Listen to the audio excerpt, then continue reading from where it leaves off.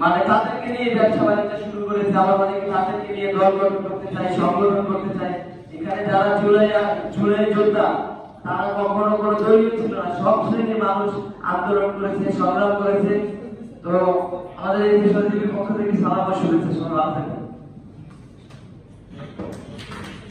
ধন্যবাদ। এ পর্যায়ে আমাদের আসন গ্রহণ করবেন বাংলাদেশ গণ অধিকার পরিষদের কেন্দ্রীয় সংসদের যুব ক্রীড়া বিষয়ক সম্পাদক জনাব ইলিয়াস হোসেন। আসন গ্রহণ করবেন জনাব ইলিয়াস হোসেন।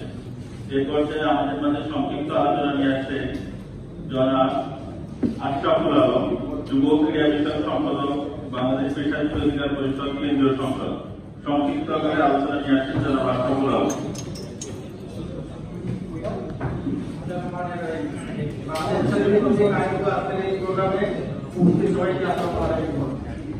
আজকে আলোচনার বিতরণ করা হয়েছে জুলাই আকাঙ্ক্ষা বাস্তব সংস্কার এবং বাস্তবতা শীর্ষক